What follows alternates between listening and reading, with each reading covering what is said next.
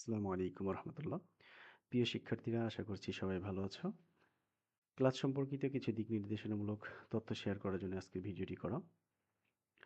প্রথমত, প্রত্যেকটা সেমিস্টারের শুরুতেই আমরা শিক্ষার্থীর উপস্থিতি একটু কম পেয়ে থাকি। বরাবর মতোই এবার আমরা আরও কিছু রুলস অ্যান্ড রেগুলেশন অ্যাপ্লাই করেছি।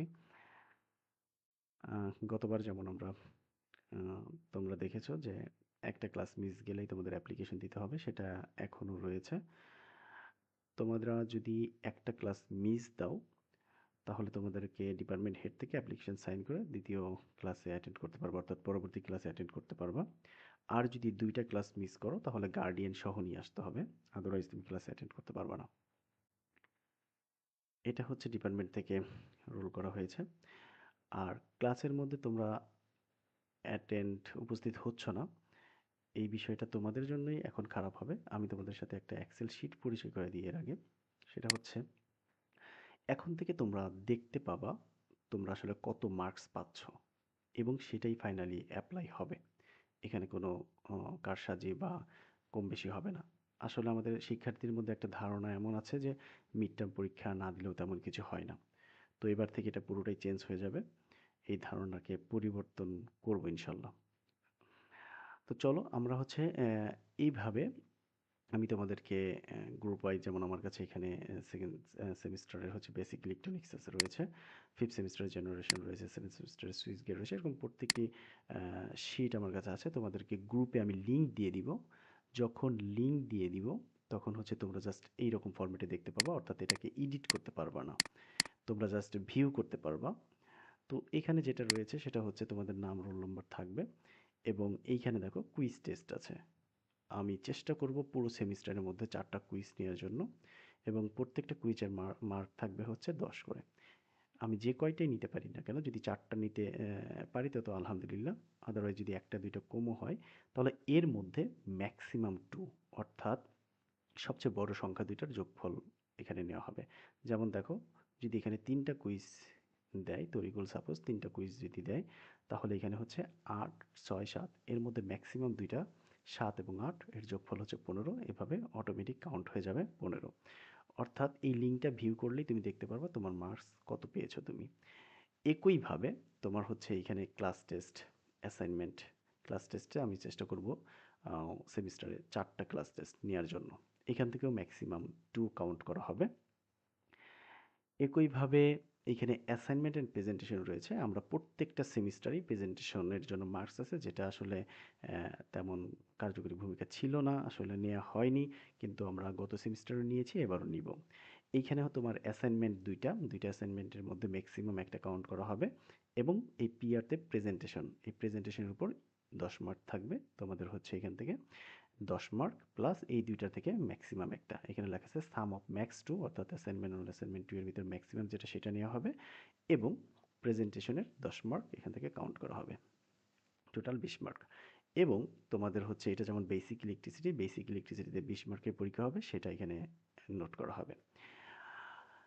এরপরে যেটা আছে এখানে আউট অফ 5, এটা হচ্ছে অ্যাটেন্ডেন্স। এই অ্যাটেন্ডেন্সটা অটো জেনারেট হবে কিভাবে, আমার এখানে অ্যাটেন্ডেন্স শিট আছে, রোল নাম্বার আছে, আমি যেদিন এখানে তারিখ দেওয়া আছে তারিখ অনুযায়ী আমি জাস্ট যে রোল নাম্বার আছে সেটা আমি টিক মার্ক দিয়ে দিলেই এখানে চলে আসবে। যেমন এটা তোমরা কিন্তু টিক দিতে পারবে না, দেখো আমি চেষ্টা করতেছি কিন্তু টিক হচ্ছে না, এখানে চেষ্টা করলেও টিক হবে না, কারণ তুমি এটা ভিউ করতে পারবা, এটা শুধু আমিই করতে পারবো। যেমন আমি যদি এখানে চেঞ্জ করে দিই, সাপোজ আমি অ্যাটেন্ডেন্সে গিয়ে আমি এখানে টিক মার্ক দিয়ে দিলাম, তখন এটা অ্যাটেন্ডেন্স হয়ে যাবে। সাপোজ দেখো, তরিকুলের আমি যদি প্রথম দিন এটা অ্যাবসেন্ট করে দিই, তোমার কাছে যে শিটটা শেয়ার করব সেটা হচ্ছে এটা, তরিকুল প্রথম দিন অ্যাটেন্ডেন্স নেই। আবার আমি যদি অ্যাটেন্ডেন্স দেই, সেই ক্ষেত্রে আবার তরিকুলের অ্যাটেন্ডেন্স চলে আসবে। সো আমি এখান থেকে যে জিনিসটা চেঞ্জ করব সেটা তোমরা এখান থেকে দেখতে পাবা। একইভাবে টিসি ক্যালকুলেটরের মধ্যে এইখান থেকে যখন আমি মার্কসগুলো দিব, তোমরা ফাইনাল রেজাল্ট অ্যাটেন্ডেন্স সহ, এতে অ্যাটেন্ডেন্সের বিষয় গেল, অ্যাটেন্ডেন্স সহ টোটাল 40-এর মধ্যে কত পাবা সেটা দেখতে পাবা। আমি জাস্ট এই মার্কটা তোমাদেরকে দিয়ে দিব। অর্থাৎ তুমি যদি এইখান থেকে এমন যদি হয় যে তুমি হচ্ছে ফেল করতেছো, 40-এ তুমি 10 পাচ্ছ, আমি 10ই দিয়ে দিব। ঠিক আছে?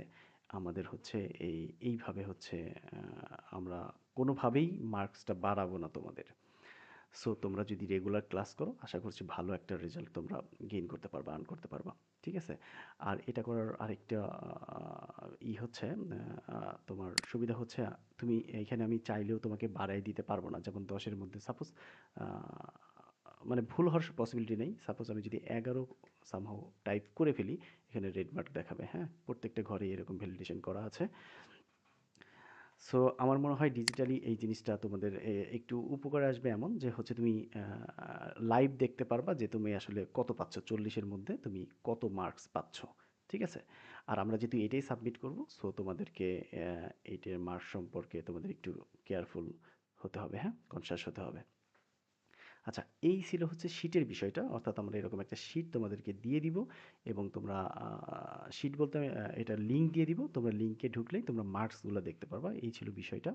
আচ্ছা, আর ক্লাস সম্পর্কিত যে বক্তব্য রয়েছে বা কথা রয়েছে সেটা হচ্ছে তোমাদের ক্লাস আমি আগে যেটা করতাম, ১ম দিকে স্টুডেন্ট কম থাকলে পরবর্তীতে এই ক্লাসগুলো আবার রিপিটের উপর রিপিট অনেকবার রিপিট হতো। তো এখন থেকে আর কোনো ক্লাস রিপিট হবে না।